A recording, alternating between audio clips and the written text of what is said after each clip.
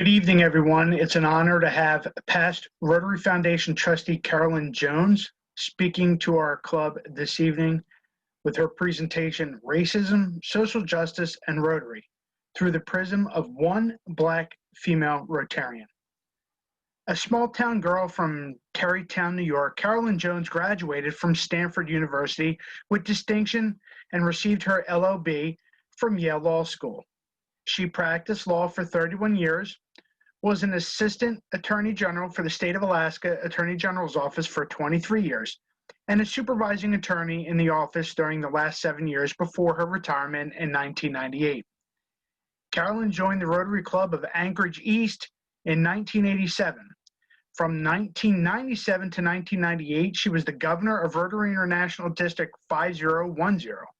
Carolyn completed a 4-year term in 2009 as Rotary's first female trustee on the board of directors of the Rotary Foundation.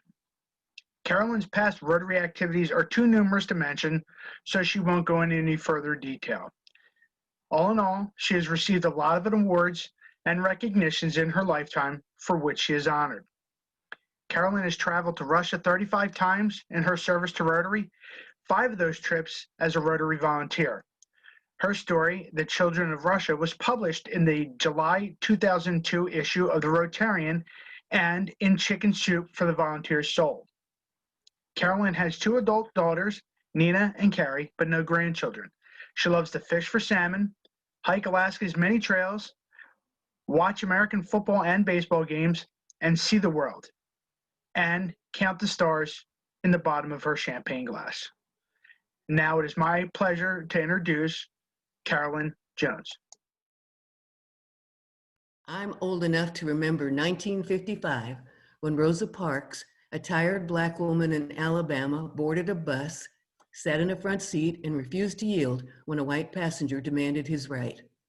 The Montgomery bus boycott followed for over a year and is regarded as the first large-scale U.S. demonstration against segregation.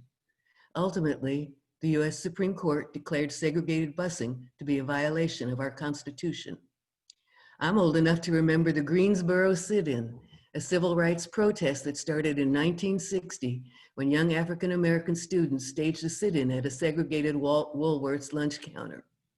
Though arrested for their conduct, it had a lasting impact nationwide and forced Woolworths and other stores to alter their racist practices. I'm even old enough to remember 1965 when Dr. Martin Luther King Jr. led thousands of nonviolent demonstrators to the steps of the Capitol in Montgomery, Alabama, after a 5-day, 54-mile march from Selma to protest the lack of voting rights for African Americans, thus leading to the passage of the Voting Rights Act. And at the same time, I remember living happily, safely, securely in Trieste, Italy, where I was the only person of color in the entire town, and the townspeople were thrilled that I was there. Like the sitcom Cheers, everybody knew my name. The Triestines loved me. But instead of hunkering down there in my safe cocoon, I came home in 1967 because my country was burning and I wanted to be here to be a part of the solution. In my small way, I tried to do my part as a legal services poverty lawyer in California and later as a human rights lawyer in Alaska. And over time, I actually believed I saw progress, that I saw change, until the evening of May 25th, when the entire world had the rare and ugly opportunity to watch a Black man being murdered in real time right before our eyes. 8 minutes and 46 seconds, and I thought, oh snap, over 60 years have passed and nothing has changed. And I can't think of anything else. I read the newspapers, I read news online, I watch the news reports, I listen to the news commentators. It's still too true 60 years later that a few rogue police officers around the country continue to abuse, injure, and even murder Black people, and usually without accountability. But I am wrong about one thing. Something has changed. Back in the late 50s and 60s, the people marching for peace and justice were almost all Blacks. But if you've been looking closely at the people protesting today, paying attention to the organizers of these protests, you've seen that this time all America is protesting. In one city, a line of middle-aged white women linked arms and stood in a long line in front of the protesters as a shield against the line of law enforcement. In another city, the whites marching outnumbered the people of color. A massive Black Lives Matter protest held in Nashville was organized by 6 white and Black teenage girls who met online and wanted to honor the memory of George Floyd. A 9-year-old girl, a little white girl in Ohio, gave an impassioned speech that Black Lives Matter at a recent protest. She said, "I think it's wrong to kill Black people, and I'm 9 years old. If I can get it, why can't you?" Researchers say these protests, now in their 6th month, are the largest in US history, having spread to well over 650 cities and towns across all 50 states. We have seen a real and meaningful change in public opinion on racial issues and policing. The sports world is speaking out at every level. 70 members of the Denver Broncos staff and team led thousands in a Black Lives Matter protest march to the state capitol. The National Football League commissioner now endorses peaceful protests by players. San Antonio Spurs basketball coach Greg Popovich said it's up to white people to call out racism. Coach K, the Blue Devils Duke basketball coach, rightly said, Black Lives Matter is not a political issue, it's a human rights issue. The Southeastern Conference Commissioner said that until the Confederate flag emblem was removed from the state flag, the conference wouldn't let championship events be held in Mississippi.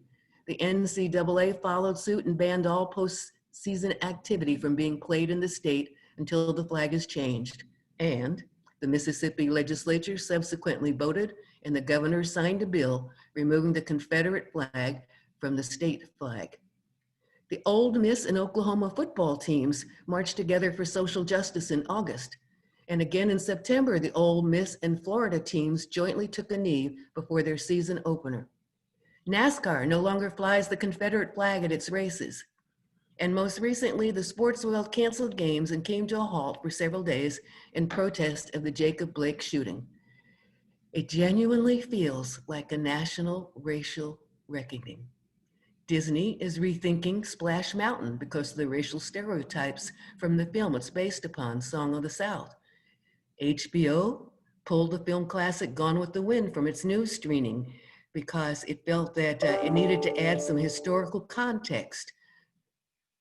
Tina Fey, the creator and star of the Emmy Award-winning series 30 Rock, has asked streaming services to remove several of the show's episodes that featured white actors in blackface. NASA is renaming its headquarters after Mary Jackson, the agency's first African-American female engineer and featured in the movie Hidden Figures. And most recently, Princeton University is renaming its residential college, formerly known as the Woodrow Wilson College, after a Black female alumni and donor in rejection of Wilson's promotion of segregation and support of the KKK. Countless businesses, organizations, and individuals have quickly issued written statements condemning racism. Our own Rotary International issued its own statement on racism in June and followed with establishing the Diversity, Equity, and Inclusion Committee. This committee has a plan to identify support and training for board and trustees and for clubs to assist in their efforts to improve DEI in their membership and Rotarian experience. The committee is going to take a global approach while still recognizing current issues in North America and develop champions to create a cadre of members with DEI experience. And this change in the air is not just in the US. In fact, the whole world has been protesting with us. Protests have been held in London, Rome, Berlin, Toronto, Jerusalem, Dublin, Tokyo, Paris, Sydney, Melbourne, and Lebanon. 3 children, childhood friends at a peaceful protest in Ireland carried signs. The white friend sign read, "I'm not Black, but I see you. I'm not Black, but I hear you. I'm not Black, but I will fight for you." Formula One race car drivers at the Austrian Grand Prix were wearing shirts that read "End Racism," and they took a knee. BTS, the Korean boy band, contributed $1 million to the Black Lives Matter movement and asked its fans to match, and the fans did it. The city of Paris last month inaugurated a public garden honoring Solitude, a pregnant freed slave who was jailed for her activities to liberate slaves on the Caribbean island of Guadeloupe. She gave birth in jail and was executed the following day. Today's civil rights movement does not resemble the civil rights movement I remember of the 60s. Today, hundreds of thousands, perhaps millions of white people have taken to the streets, thousands of whom have been tear gassed, beaten, or chased down by the police. Perhaps not coincidentally, there's never been a moment when the authorities, school boards, city councils, mayors seem so willing to embrace policies that would have seemed impossible earlier this year. After 400 years of racism in America, it's finally clear that if real change is to advance beyond talk, white people are showing up and will have to continue to show up. Since these protests began, you have seen genuine and sincere movement and action to examine and change disrespectful and racist names of sports teams. Today, the National Football League team in our nation's capital is known only as the Washington Football Team. Action to change and reject racist images in our marketing, on our pancake box, pancake syrup label, rice box, ice cream bar, butter packaging, and insurance company. To remove racist symbolism, such as the statues of Americans whose pasts are no longer considered praiseworthy, the names of Confederate generals from military bases. I welcome these changes as a reflection that white America in increasing numbers is finally awake. These changes are a good, tiny beginning. But we're not done until we tackle the harder stuff.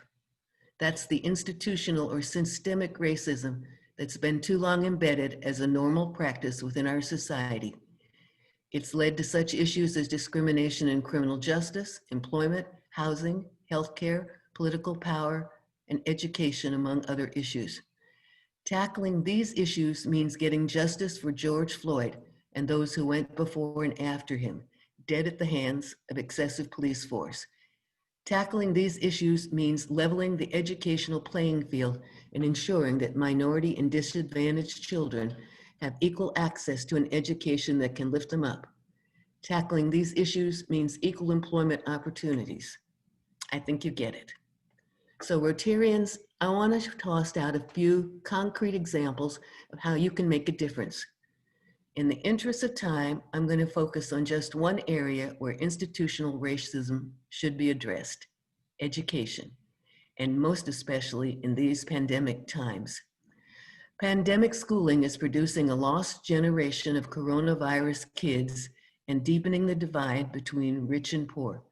Just consider the impact of pandemic-related school closings on disadvantaged children. Many minorities are low-income parents who have essential low-paying jobs and need to work, not teach. They may not lack the academic background suited to teach their kids. They may not speak English or speak English as a second language. Their homes don't have internet or one computer or tablet for several siblings to compete for. These already disadvantaged kids are falling further behind with this loss of education. And ask yourselves, how do you recover that lost half year or a year? Do you ever? So here's what you could do. Pick a school in a low-income neighborhood. Start by asking the principal, what are the needs? Possibly a reading program, volunteer tutors, books, backpacks, computer tablets. How about flashcards, educational toys, finger puppets of diverse historical figures for the classroom and school library? Or recognize a special educator. Could a teacher of the month be named who inspires minority kids, is a role model for minority kids, teaches respect for diversity in the classroom? Could you finance and chaperone a class for a field trip to a local museum or something similar? Have you got the resources to designate an annual scholarship as encouragement or motivation for a kid who may not have the best grades, but has demonstrated an effort to turn his or her life around and could use that little bit of extra support? On a more individual note, how about you buy some dolls, toys, books, choose TV shows and movies for your kids, that show people from different races, religions, nationalities.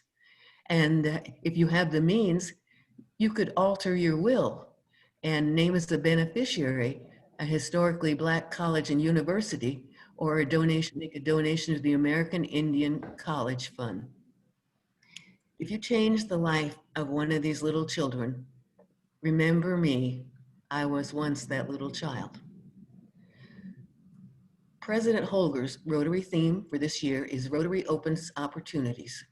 And this is your opportunity to back up words with action to eradicate racism, secure justice, and build peace. And more than that, I offer you the opportunity to be on the right side of history as Rotarians. Thank you. Thank you very much, Carolyn. I certainly appreciate it. I'm going to unmute everybody here just as soon as I can figure out how to do it again. But please, if anybody has any questions or comments they want to express, please go ahead now. You can type them in the comments if you don't want to ask on the air. You can speak on air if you want to. Hey, Carolyn. Yes. My name is David Dillon. I'm from Ardmore. We've tried to get our club to push forward a progressive statement on where we stand with racial justice. And we're getting pushback from members saying that it's a political issue. I'm kind of of the opinion of, if it's a political issue, then maybe your politics stink, because it is, like you said, it's a civil rights, a human rights issue. You know, is it too much to ask for having our members subscribe to the idea that there is systemic racism? I mean, is that too much to ask for the members of our club to kind of accept that, do you think? Well, you know, you're talking to the choir right now. That's what I'm all about, is it is not too much to ask. And not only is what I now believe is we've been, for 400 years or so, we've been asking. And you see this year that we still haven't had our request responded to. I mean, the treatment of George Floyd wasn't much different than 50 or 60 years ago, and subsequent murders since then. But what I've seen with the way change has been happening, these are small things. But you know, they say that a journey of 1,000 miles begins with a single step, and change is going to happen.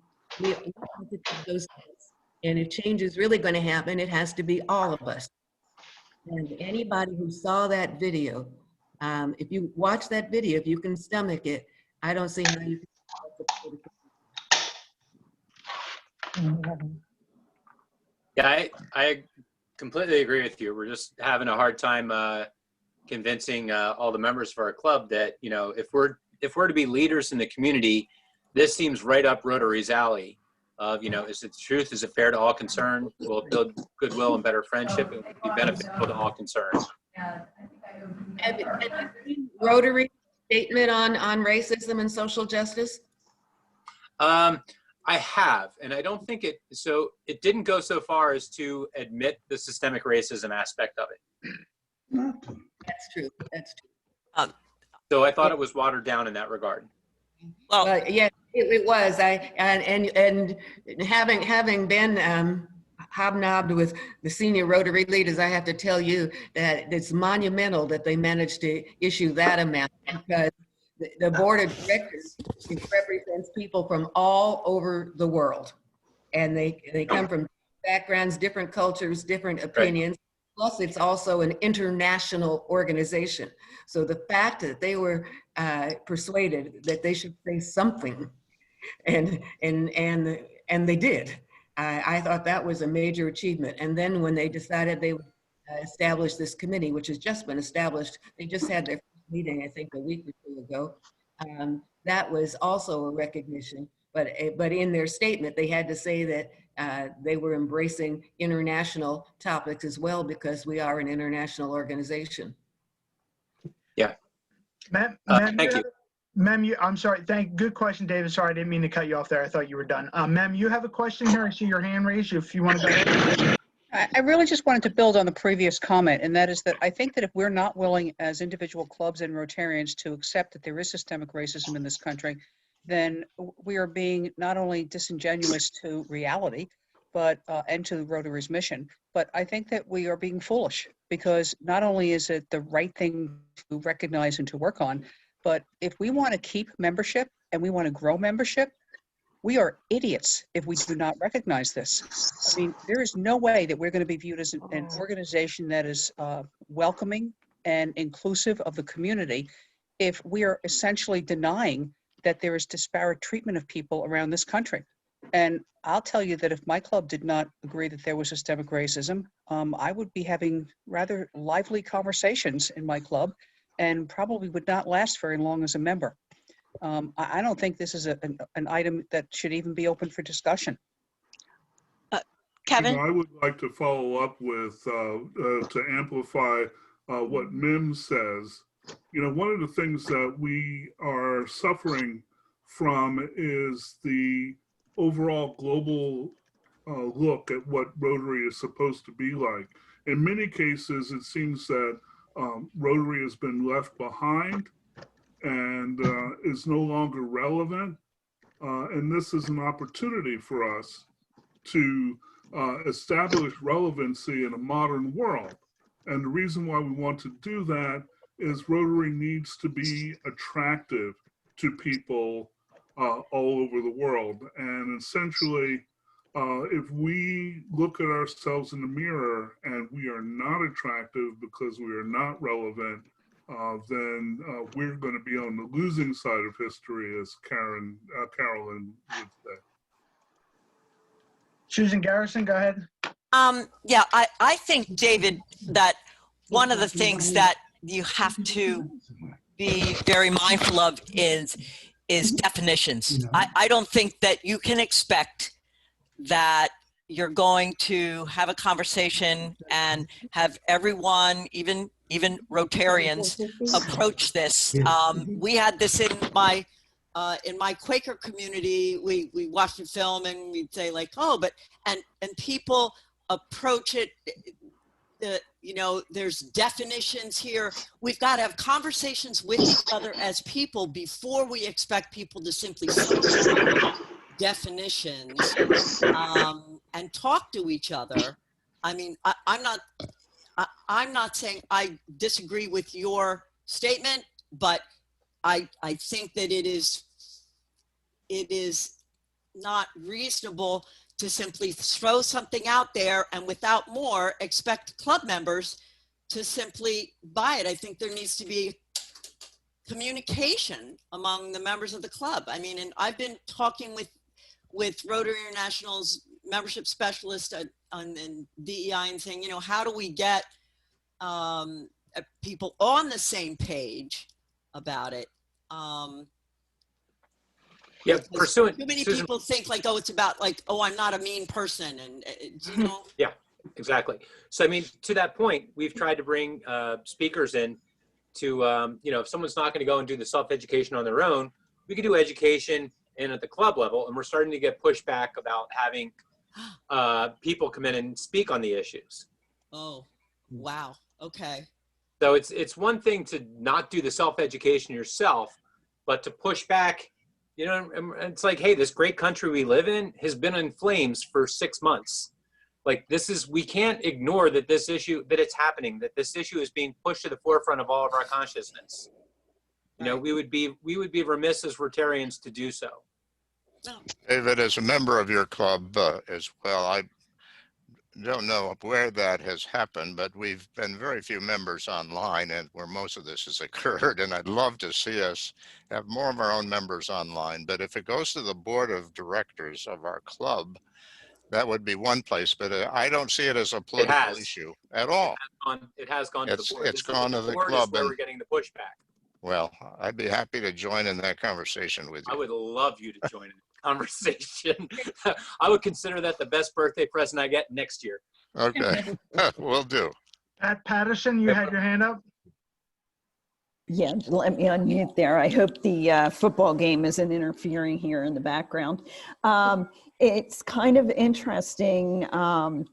I belong to another group, and we've just started reading How to Be an Anti-Racist.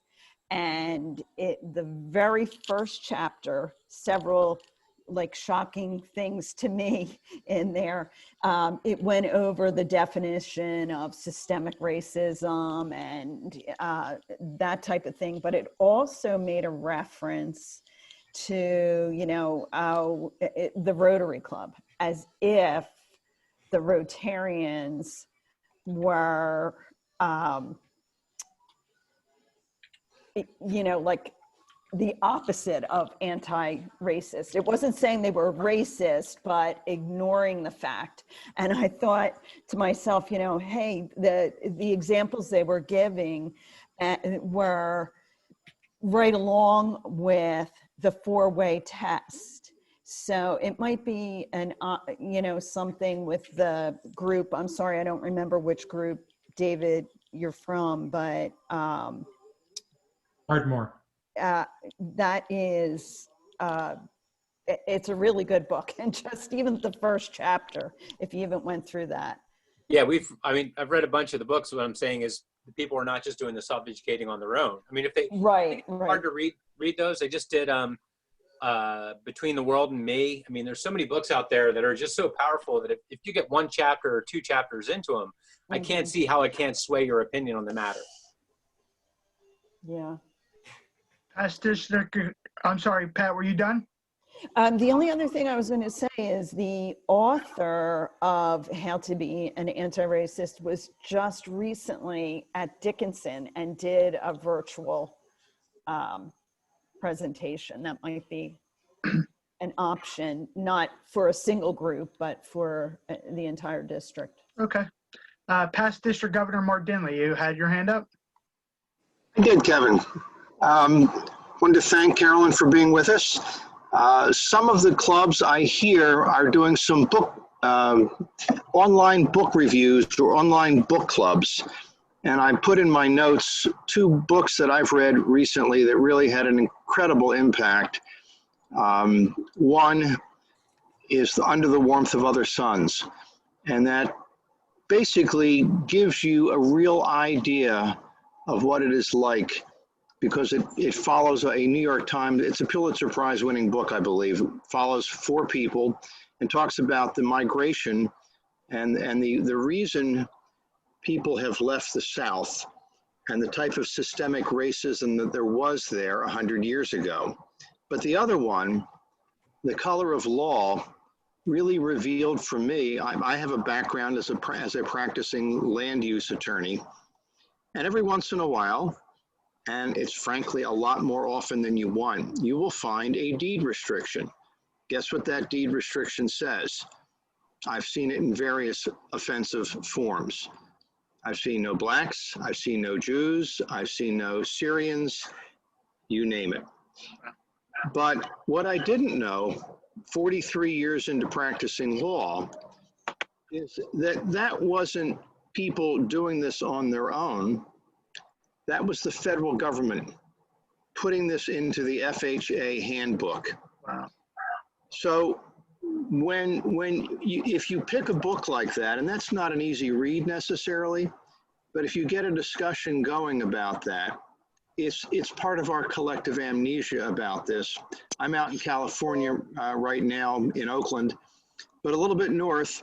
The last time we were out here with our son and our new grandson, actually before the grandson, we had a drink in Port Richmond. In Port Richmond during World War II, they were bringing in laborers. The government was putting up housing. The housing was restricted. It was white only.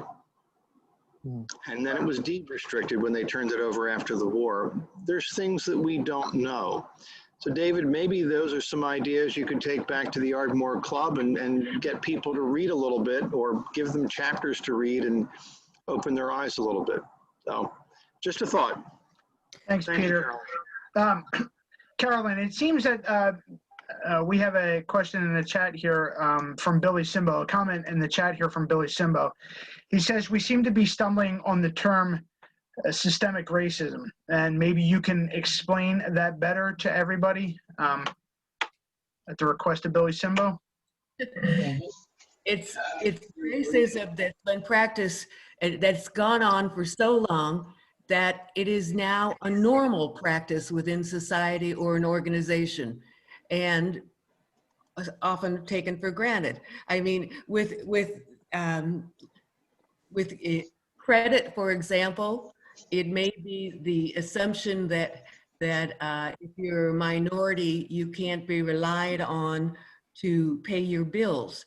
And so then it's harder for you to get a loan to buy a house, or the interest rate is higher. And it's the overarching belief that simply because of the color of your skin, that you're not a credit-worthy person. If it's a question of policing and law enforcement, I want to tell you a story.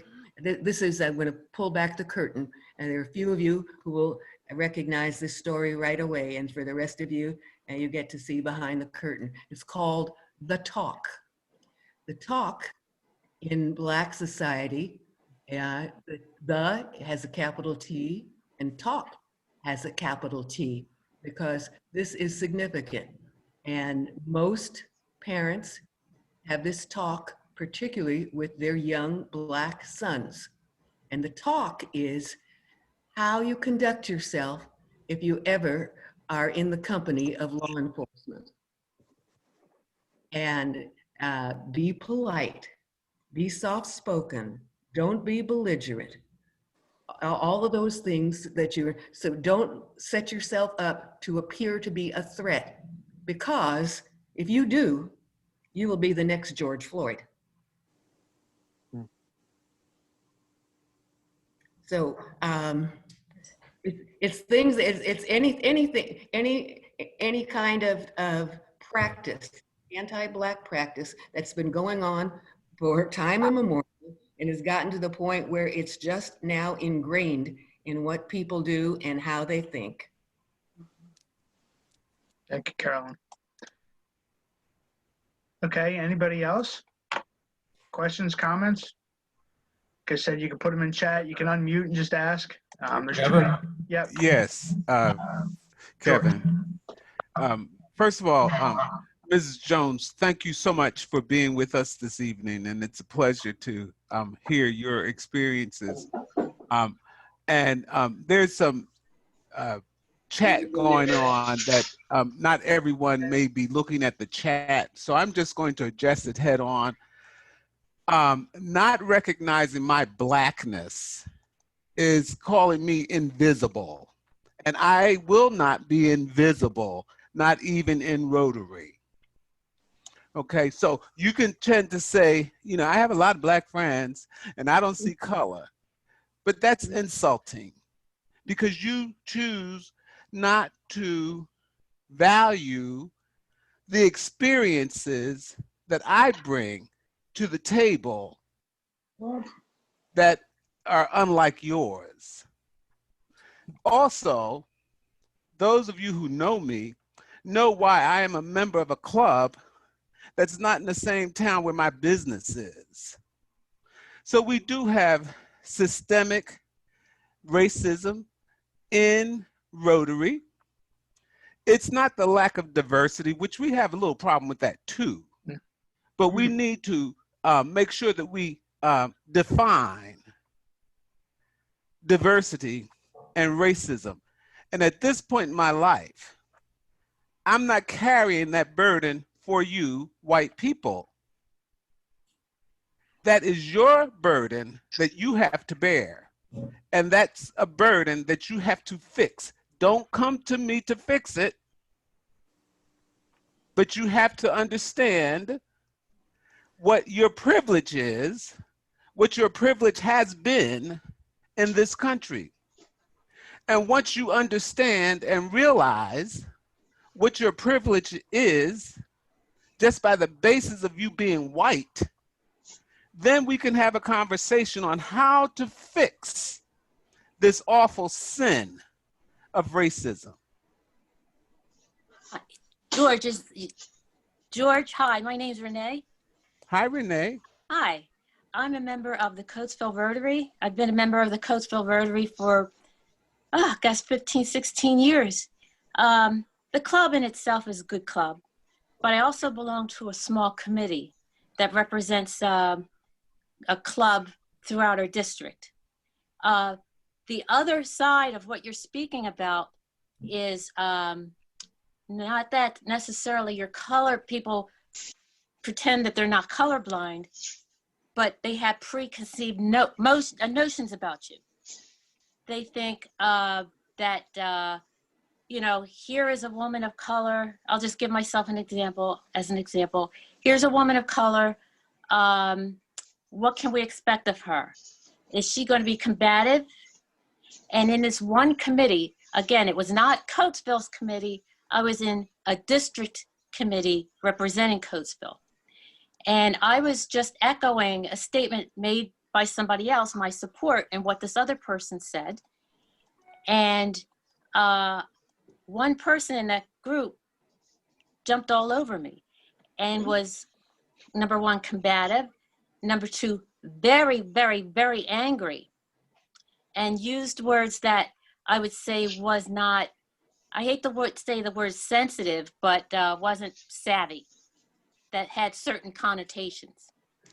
So my first response is, you know, I'm not going to get in the gutter with this person because that's not me. I'm not going to say anything nasty because that's not me. What I said was, how dare you? I said, how dare you say something, period. And how dare you say something like that to me? And before I can get anything out, another person jumped in and said, oh, you know, kind of, you know, that was it. But I wasn't going to get down to the level where I was going to start hollering and screaming. That's what I had to say. Luckily, the person later on called me up and apologized. They realized that what they said wasn't appropriate. Because number one, when you're in a committee, you should be able to allow other people to speak, whether it's something you want to hear or you don't want to hear. And number two, as people in that committee, we're all civilized. There was nothing that was said that would push a certain button, get anybody nasty or hollering or yelling. I was just caught very off guard. But I think too, people do that, or maybe try people that they maybe don't understand, claim that they understand, but don't really understand, to try to get a rise out of them to see how you're going to act. And not all people are the same, period. Black, white, pink, orange, green, we're not all the same. But as being people of color, the systemic issue is that others see us as they want to see us, and they're going to try whatever they're going to try to put us right back in that little box. The thing I would say to the group is, if someone brings up something or says something, either at that moment or later on, talk to them, because that as adults, we're adult learners right now. We read it, we do it, we explain it, we understand it. So by doing that to someone else, hopefully they'll understand it too. Thankfully, this person called me back, and I was like, well, you know, I forgive you. I forgive you. I understand it was a heat of the moment and everything, but, you know, it's a teachable moment. There are things that you say that, you know, just remember, I wouldn't say them to anybody. I don't care if you're black, green, orange, pink. I wouldn't say that to anybody. So just think, yes, we're a human being. No, we're not invisible. Yes, we have feelings. But think of the things that you say that you wouldn't say to your mother, your grandmother, or a good friend, because we're all human beings. If something does slip out of your mouth, the other person is responsible for educating them so that their education through reading can be completed through experience. Well, I think one of the big things is, the question is, how did that experience make you feel? Because your perception is your truth. And how can you then relate that to others to bring them into Rotary? That's one thing. The other thing is that we cannot allow people to make us feel within this organization feel less than. Exactly. You know, I've been a president of my club and I've been assistant governor. I'm an assistant governor now. And I've been asked to put my name in as governor. But I should not have to bring my resume, per se, if you will, for people to respect me as a Rotarian. When you go to the international convention and you walk onto that convention floor and you see people from all over the world, and you respect them for who they are and understand that they're Rotarians for the same reason you are a Rotarian, so that you can do good in the world. Not because they're white, not because they're black, not because they're Latina or Latino or whatever they may be. We're Rotarians, and we have to, if we want to grow this organization, we have to make sure that people feel comfortable Yes, being part of who we say we are. that's right. You So know, we George, can to your say we're a point, lot of things, but we're going to be judged by the deeds that we do. That's right. so George, your comment about, you don't want to, you will not allow yourself to be, to feel less than. I think it is the obligation of every Rotarian to never tolerate behavior where anyone is treated less than, That's right. regardless of however that person wants to define themselves. And Renee, to your point about, we have preconceived labels, and assumptions on what we think when we use a specific label. I'm not quite sure that you were viewed as aggressive because you're a woman of color or just because you're a woman. I think back on when we came out with, celebrating the Year of Women in Rotary. I personally felt like we were jumping back 30 years in history when the little pin that we were given was a high heel. I was like, okay, very few of the women that I know that were in business wore high heels. But, it's a silly little thing, but, if you define somebody by a label, the only label we should be using in Rotary is you're a Rotarian. Everybody's welcome. And the thing about it is that, no, it wasn't because I was a woman of color. It's because everybody, as well as myself, saw and heard the same thing I did and was taken aback as well. It was not appropriate, period. Okay. Right.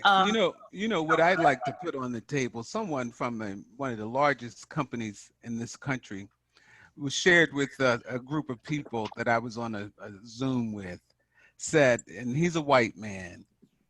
He says, this is what brought home racism to me, was that I was really bothered to see George Floyd murdered on public television. He says, but when someone who was black told me that what they thought of that could have been their son or brother, and he couldn't relate to that because he was white.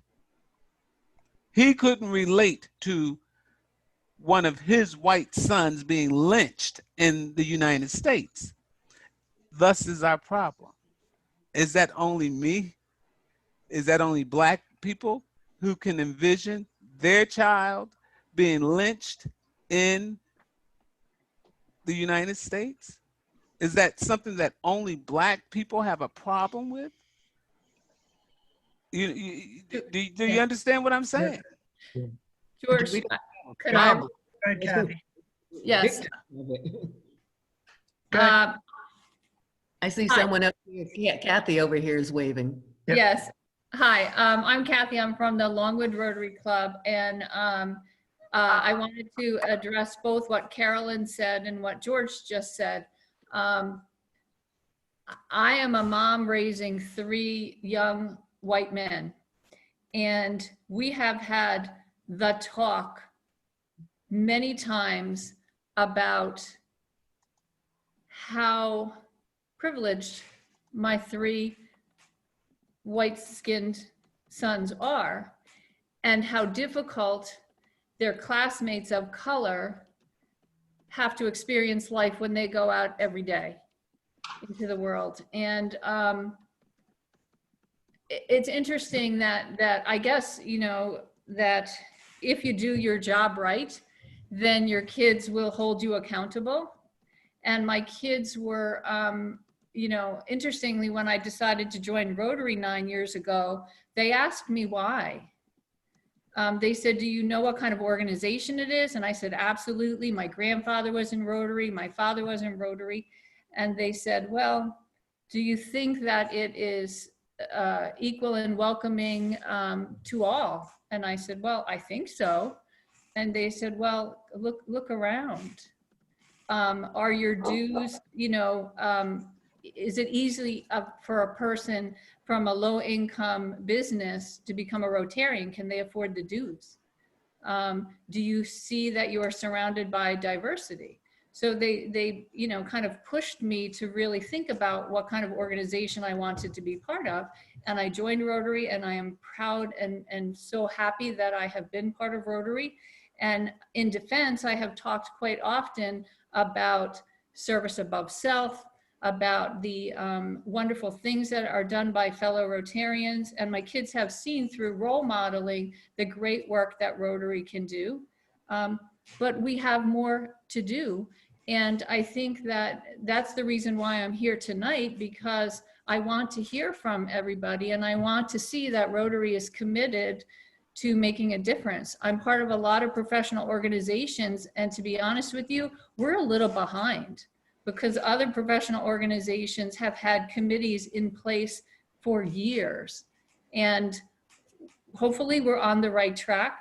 But I do want to say to George that as a mom of 3 men, my heart is broken by what I have seen, because I think about losing my child the way George's mom lost him. And so if we as people and human beings can't feel some level of pain for that, then we have a real problem. We're not going to be able to move forward unless we recognize that that could have been your son or your brother or your neighbor or whatever. So I applaud everybody that's here tonight. I'm thankful that you're open to conversation, and I hope that our positive strength will bring us together and move Rotary in the right direction. So thank you, everybody. Thank you, Kathy. Brian Casey, you had a question or a comment you wanted to make? Well, it was more a comment, just picking up on some of the things that have come up in this discussion, and I'm hearing reference to membership. I'm hearing reference to, is this a political issue? Is it a human rights issue? And in terms of, from a membership perspective, that concerns me, because this is not a membership issue. This is about Rotarians doing what is right, setting an example by doing what is right. And then let's take that example out beyond Rotary. Let's make that part of our practice. You know, if we do the 4-way test once a week at our meeting and then forget about it for the rest of the week, we're not Rotarians. We need to live and breathe that. And I think that our conduct and the way we treat people that from different backgrounds, different skin colors, what have you, it's our behaviors that are going to start to drive these changes. And there's no simple answer to this. And I think that we need to be careful about looking for pigeonholing it and defining it too narrowly. It's a very broad issue. There are many aspects of it, and we need to recognize that this has to be addressed from many different angles before we get the traction that we need. So I don't know how much longer we're going to be on this conversation. What do you say, Kevin? I have one more question here. I got to text somebody that's on the phone call really quick. Just want some, John Paul Brennan, you're on the call here. You wanted to make a comment or provide some? Sure. Can you guys hear me well? I'm actually calling you from Vermont. Can you guys hear me? Yep.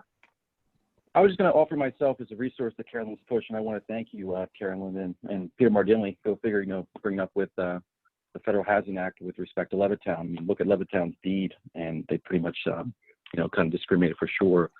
I was part of Teach for America here in Philadelphia, served my high school for another year, but I was in education for low-income communities for nearly a decade. And for Carolyn, your big push for us to maybe look for schools that might have need.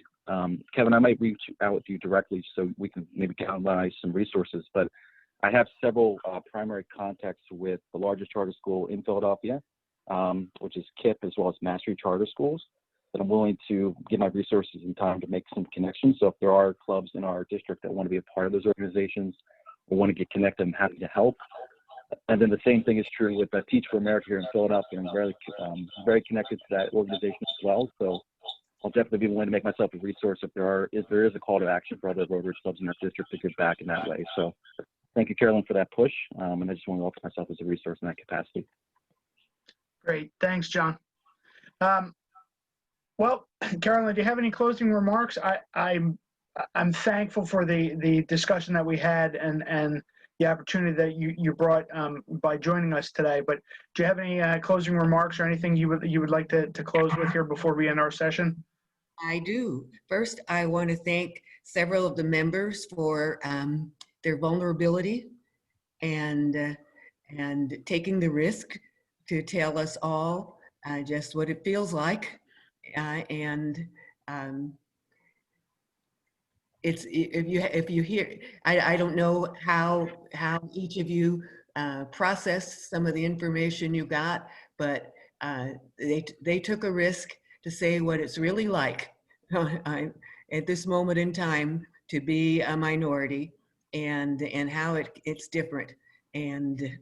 But the fact is, we are all Rotarians, and we're all Rotarians for the same reason. I think it was George said he wanted to do good in the world, and we all say that. And one, if we're going to keep our clubs together, we have to figure out a way to respect our diversity and to be inclusive. So I've heard two subjects really in this conversation. One is about membership and diversity. Why are we all Rotarians? And what are the reasons why minorities wouldn't want to be a Rotarian?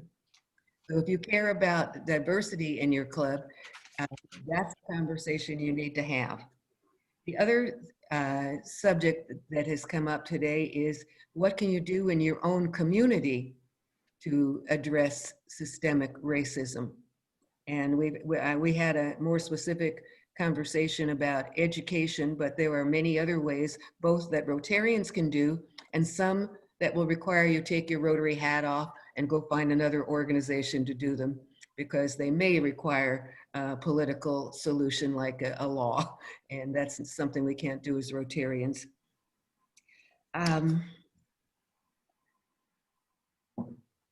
Over time, I've heard so many people always say, we've got to have a conversation about racism.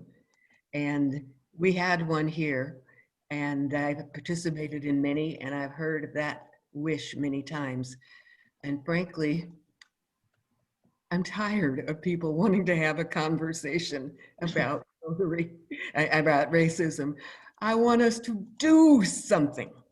So I'm begging you, when this meeting is over, please organize and decide what you got out of today's conversation that you can use to act in your club and your community to address systemic racism. And I thank you for inviting me and letting me get this off my chest. Thank you, Carolyn. I'm truly grateful for you agreeing to speak to us today and your presentation. And if anybody wants any more information, I assume it's okay for me to share your email address so that they can reach out to you and definitely talk to you. So I'd like to thank everybody again, to echo Carolyn's sentiments about people that open themselves out and people that put themselves out there today. I really do appreciate the conversation that was fostered today by the presentation. So hopefully we can continue to move forward with doing enrichment sessions for the district. We're going to bring several other sessions like this where we can utilize leverage the technology. I will, if you're interested in contacting Carolyn for any additional discussion or anything like that, please email me. Everybody has my email address. Please email me. I will send you Carolyn's information, and you can definitely continue your thought train, your ideas, or discussion with Carolyn directly. So I appreciate it. Everybody, you guys have a fantastic night. Thank you for joining us tonight. Carolyn, again, stay warm, stay healthy. And I hope everything goes well for everybody. So thank you very much for joining us. Thank you, Carla. Thank you so much. Okay. Thank you. Good night, everybody. Good night. Good night. Thank you. Good night, everyone. Good night. Bye. Thank you all. It was great. Thank you. Good night. It was really helpful. Thanks a lot.